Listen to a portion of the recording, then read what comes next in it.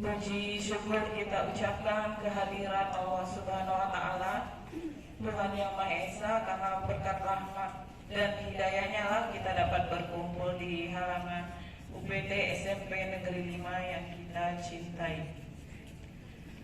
Yang saya hormati Bapak Kepala UPT SMP Negeri 5 Medan beserta para koordinator. Yang saya hormati Bapak Ibu Guru yang hadir pada pagi hari ini, dan yang saya sayangi anak-anak peserta didik sekalian. SMP Negeri 5 Medan, Bahtera, Tuhan melihat, satu langkah, semangat pagi. Baiklah. Di sini hari ini di kesempatan yang berbahagia ini saatnya petugas upacara dari kelas 85 dan ibu sendiri adalah wali kelasnya.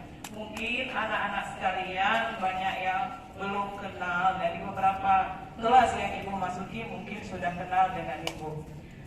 Tema hari ini yang ingin ibu sampaikan kepada kalian semua yaitu salah satu tema dari P5 di kurikulum Merdeka, yaitu bangunlah jiwa dan raganya. Mungkin kalian masih bertanya, bangunlah jiwa dan raganya itu apa ya? Di dalam tema bangunlah jiwa dan raganya itu membahas tentang kesehatan fisik dan mental. Mengapa pemerintah dalam hal ini Kemdikbudristek begitu peduli dengan mental peserta didik sehingga memasukkannya ke dalam salah satu tema dari proyek kurikulum Merdeka? Karena memang dinilai saat ini mental dari generasi kalian yaitu Z sangat memprihatinkan. Bisa kita lihat dari berita-berita yang update sekarang. Siswa SD membuli temannya hingga tewas, disiram dengan menggunakan air panas. Siswa SMA mengakhiri hidupnya karena dibuli oleh teman-temannya di kelas. Dan baru seminggu yang lalu beritanya guru dibuli. Bukan cuma temannya yang dibuli, guru dibuli. Kunci sepeda motornya itu dirondokkan, lalu ada pula yang jadi wartaji alias wartawan tak digaji. Direkamnya kejadian itu, akhirnya apa? Viral kan? Viral satu Indonesia. Itulah mengapa sebenarnya tema bangunlah jiwa dan raganya itu dimasukkan oleh Kemdikbudristek ke dalam kurikulum Merdeka. Sudah kebablasan gitu. Nah, apa sebenarnya yang boleh dibahas di situ? Salah satunya kasus pembulian. Kalau pembulian saya yakin semua sudah tahu, sudah sering dan sudah berkali-kali datang ke sekolah kita ya. Tapi yang namanya cyberbully itu pembulian yang terjadi di dunia maya. Diduga terjadi, kenapa bisa terjadi tawuran? Kenapa bisa terjadi konflik? Padahal misalnya saling sindirnya itu hanya di status, hanya di game. Tapi bisa terjadi konflik di dunia nyata. Ya, kalau dulu tawuran itu kira-kira gara-gara apa? Kan antara sekolah satu dengan sekolah lain jauh gitu. Ya itu tadi, karena kasus itu, konflik itu berkembang di dunia maya. Saling sindir antara sekolah A dan sekolah B. Atau mungkin selain dari sosial media bisa juga dari game. Saya tahu dan saya lihat di saat main Mobile Legends misalnya ya, itu kan ada chatnya kan. Misalnya mabar, dengan kawannya sendiri pun bisa berantem. Kawannya mainnya performanya kurang. Misalnya kawannya pakai tank. Ini tank siapa yang tidak muda katanya. Akhirnya kawannya sakit hati. Berapa kali kau yuk buy one kita katanya. Akhirnya apa? Bukan buy one yang datang, satu sekolah yang datang. Akhirnya apa? Tawuran. Itulah makanya salah satu proyek kita nanti yang mengenai cyberbully. Pembulian yang terjadi di dunia maya ternyata jauh lebih besar dampaknya. Kalau di dunia nyata pada ece-ecean, ya kan? Ecean nama orang tua.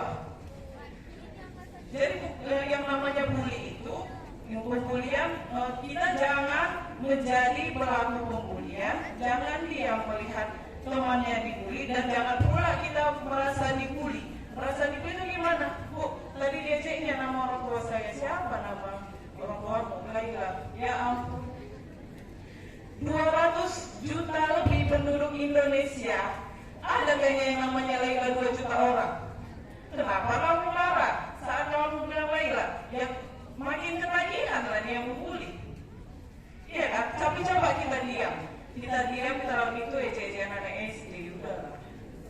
Ejek nama orang tua itu anak SD. Karena takut dia melihat lapor temannya hanya untuk mencari nama orang tuanya untuk diejek. Iya kan?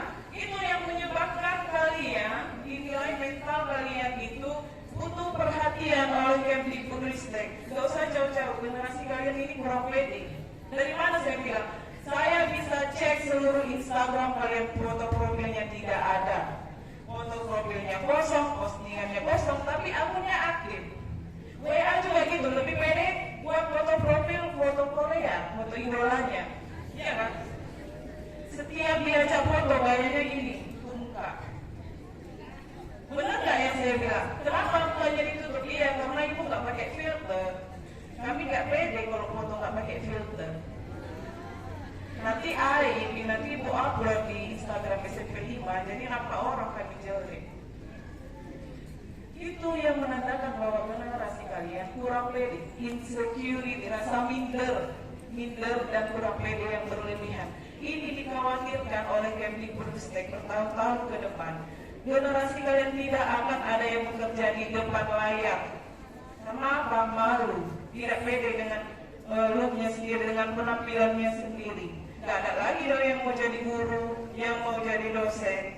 Semua pilih bekerja di balik layar, jadi desainer. Jadi siapa? Menurus para dosen, menurus bapak dan ibu gurunya. Ya. Berikutnya saya sampaikan ya, ikut kemari lomba video kreatif kalau bisa. Janganlah pada saat lomba untuk membuat video kreatifnya. Ya, nggak apa-apa. Gunanya kalian bawa handphone ke sekolah itu untuk membantu proses pembelajaran. Jadi pada saat belajar buka handphone nggak apa-apa, untuk membantu proses pembelajaran, asal jangan yang dibuka yang tidak ada kaitannya dengan pembelajaran. Ini lagi belajar dia main game, ya salah. Ya, segala sesuatu itu baik kalau ditempatkan pada tempatnya atau sesuai dengan porsinya masing-masing.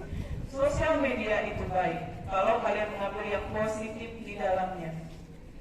Kalau game yang terdaftar di e-sport ya, kalau tidak terdaftar di e-sport saya nggak pernah di komentar. Contohnya itu game kakek merah, jangan kalian mainkan. Ya, kalau terdaftar di e-sport seperti Mobile Legends, PUBG, Free Fire, itu nggak masalah. Asal kalian mainnya itu lihat waktu dan jangan kecanduan. Karena memang kecerdasan emosi kalian ini belum matang. Sejatinya game itu fungsinya untuk kebugaran. Capek belajar seharian, boleh main game, ada waktunya. Supaya apa? Mamanya nggak marah, kalau game aja setiap hari. Ya gimana mamanya nggak marah? Nggak kalian dijelaskan sama orang tuanya. Ini game ini fungsinya untuk pembugaran otak. Capek misalnya belajar, boleh mak saya main game. Tapi mak ini kalau mau disuruh-suruh nanti bersiap, karena game ini ada waktunya mak. Nanti kalau cabut, remnya turun. Dijelaskan ya sama orang tuanya. Kan saya bilang sesuai dengan porsinya kan. Ambil positifnya. Kalau kita menjauhi dan tidak mengikuti, kita akan tertinggal. Contohnya sosial media. Kita akan tertinggal. Kontrolnya punya gitu. Nanti di antara 5 siswa, 4 punya sosial media, satu nggak punya. Kenapa nggak punya? Nggak punya HP. Kasihan kan? Iya, kita ikuti, tapi apa yang kita ubah? Perilaku kita. Sadar kalau saat ini saya masih siswa, jadi tugas saya itu 80% belajar. 80% belajar, selebihnya boleh main, tapi sesuai pada porsinya. Ya. Saya rasa itu saja. Apa yang ingin saya sampaikan pada saat ini, lebih dan kurang mohon dimaafkan. Assalamualaikum warahmatullahi wabarakatuh.